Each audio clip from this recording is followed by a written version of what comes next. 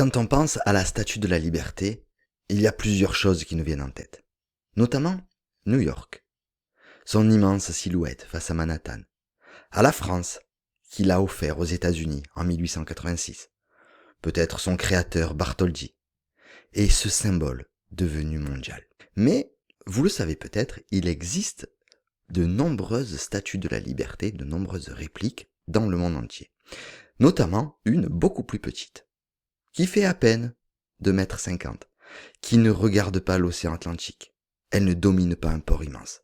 Et elle se trouve en Provence, à Saint-Cyr-sur-Mer, dans le Var.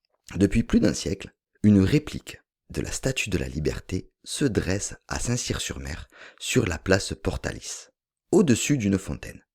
Elle mesure environ 2,50 m, et contrairement à ce qu'on pourrait croire, elle n'est pas là uniquement pour faire joli ou pour rappeler les États-Unis.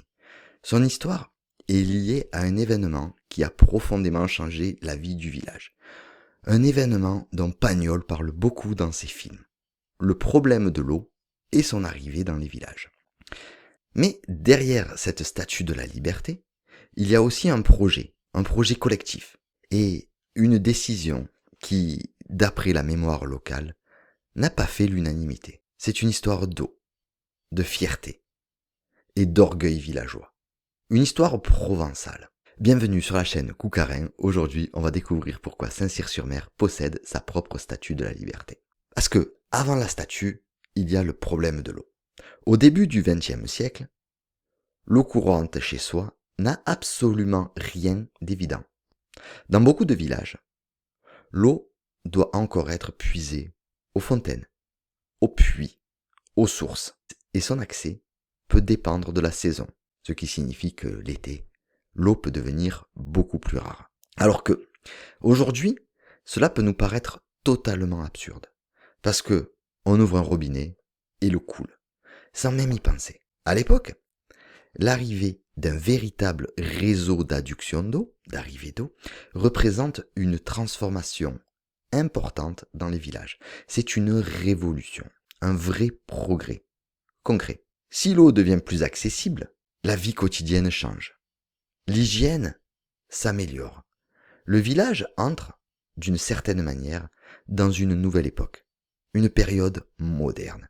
À Saint-Cyr-sur-Mer, la réalisation des travaux d'adduction d'eau est donc un événement qui est suffisamment important pour être célébré. Pour marquer cette révolution, l'idée d'installer un monument apparaît. Et pas n'importe quel monument. Le village va choisir l'un des symboles les plus célèbres du monde, la statue de la liberté. Ce choix pourrait à première vue sembler totalement surprenant. Parce que, pourquoi installer une statue de la liberté à Saint-Cyr-sur-Mer? Après tout, la statue de Bartholdi est associée intimement aux États-Unis. Elle évoque la liberté, la démocratie, l'émancipation, mais aussi l'espoir. Et au début du XXe siècle, elle est déjà beaucoup plus qu'un simple monument new-yorkais. Elle est devenue le symbole universel du progrès. Et c'est ce progrès, cette entrée dans un nouveau monde, dans une nouvelle ère, c'est peut-être simplement ceci que Saint-Cyr-sur-Mer veut célébrer. Parce que, en Provence, le progrès, c'est pas la découverte d'un nouveau monde. C'est l'arrivée de l'eau, la modernisation du village. Une avancée majeure pour la commune. Et installer une statue de la liberté dans ce village, sur la place principale, c'est donner une image claire, précise, monumentale de ce changement. C'est une grande idée, une grande nouveauté à l'échelle d'un petit village. La statue qui a été choisie à l'époque, c'est pas une simple statue, c'est une réplique officielle, liée à l'œuvre d'Auguste Bartholdi, le sculpteur de la Statue de la Liberté originale. Elle est signée par le créateur lui-même. Elle est signée par Bartholdi. Elle mesure 2,50 m.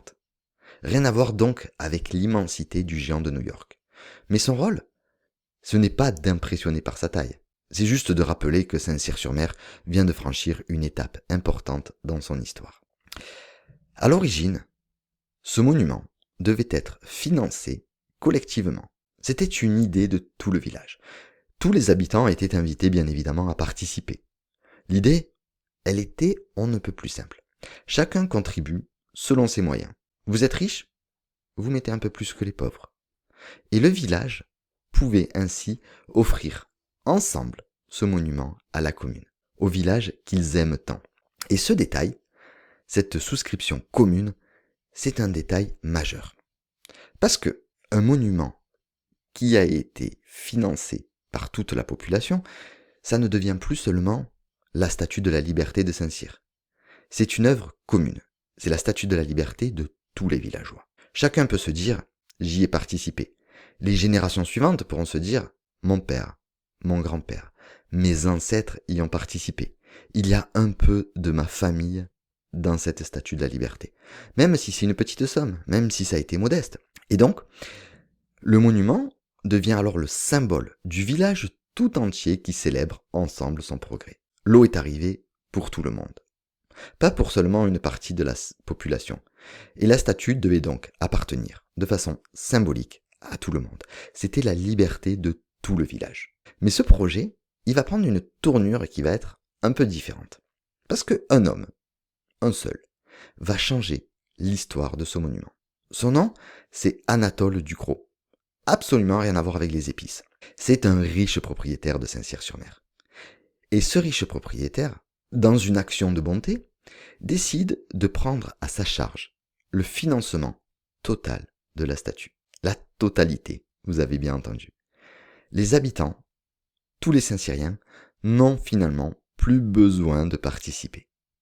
Le geste en soi peut paraître généreux, parce que c'est le plus riche propriétaire terrien de Saint-Cyr, et il se disait que c'était à lui de participer, plutôt que de faire participer des gens qui n'en avaient pas forcément les moyens. Et il permet donc au projet d'aboutir beaucoup plus rapidement, sans qu'on fasse une collecte. Et grâce à lui, le village peut ainsi ériger son monument. Mais cette décision va changer aussi la nature du projet, parce que cette œuvre collective devient le don d'un seul homme. La statue, c'est plus seulement le monument qui a été offert par les habitants, mais c'est le cadeau d'un notable. Et dans un village provençal, avec ses fiertés, ce détail va compter. Et il va compter beaucoup.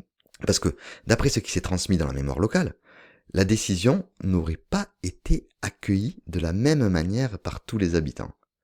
Certains, évidemment, ont vu dans ce geste une preuve de générosité, mais d'autres se sont vus privés de leur possibilité de participer au projet. Cela a touché leur fierté, leur orgueil, leur ego. Il faut être un petit peu prudent quand même parce qu'on ne possède pas les paroles exactes de tous les habitants de Saint-Cyr en 1913, donc on ne peut pas inventer de disputes, de querelles, d'embrouilles, de gens qui ne se parlent plus à cause de ça. Mais le changement a été effectivement réel.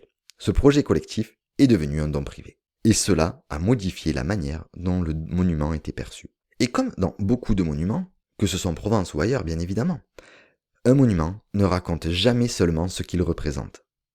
Il ne va pas raconter que l'histoire de la Statue de la Liberté. Il raconte aussi ce pourquoi il a été créé, les conditions, son histoire, son financement, etc. Donc en 1913, cette petite Statue de la Liberté de 2,50 m prend place sur la place Portalis. Elle domine une fontaine. Et là, vous voyez qu'on commence un petit peu à raccrocher un petit peu les wagons. Sur une fontaine. Pourquoi? Parce qu'on célèbre l'arrivée de l'eau. Elle est placée au-dessus d'un lieu où cette eau devient visible, devient accessible, devient disponible pour tout le monde. Ce monument, cette fontaine, raconte la même histoire. L'eau est arrivée, le village a changé, et cette transformation mérite d'être inscrite dans la pierre, grâce à la fontaine, dans le paysage. Et cette statue a été inaugurée sous le mandat du maire Berton. À New York, la Statue de la Liberté, elle est immense, elle accueille les voyageurs. Elle évoque un sentiment de liberté, d'espoir, de changement, et l'arrivée dans un nouveau monde. À Saint-Cyr, sa petite sœur raconte une histoire beaucoup plus locale. Elle ne parle pas forcément de liberté, mais d'eau. Elle parle bien évidemment d'espoir, elle aussi. L'espoir que tout le monde puisse avoir l'eau courante à la maison. Et l'arrivée, elle aussi, dans un nouveau monde, le monde de la modernité. C'est l'histoire d'un village qui change, d'un projet qui aurait dû être porté par tous, et cet espoir, en quelque sorte brisé, par un riche donateur qui a décidé de l'offrir tout seul, par générosité, mais qui a aussi piqué l'orgueil de nombreux Saint-Cyriens. Donc vous l'avez compris, la Statue de la Liberté, une fontaine, un réseau d'eau et quelques susceptibilités villageoises. Et c'est ça qui rend cette histoire intéressante. Parce que derrière une simple curiosité touristique, on découvre une histoire humaine, une histoire de progrès, une histoire de générosité, mais aussi une histoire de fierté et de patrimoine. Si un jour tu vas à Saint-Cyr-sur-Mer, ou même si tu veux aller au lac pour aller te baigner, n'hésite pas à aller faire un tour par la place Portalis. Tu ne regarderas probablement pas cette statue de la Liberté de la même façon. Dis-moi en commentaire, est-ce que toi, tu connaissais son histoire? Est-ce que tu savais d'où venait cette statue de la Liberté? Pourquoi elle avait été érigée? Et les tensions qui se sont créées autour de cette statue? Moi je vous dis à très vite pour de nouvelles histoires, c'était Koukarin. Adesias.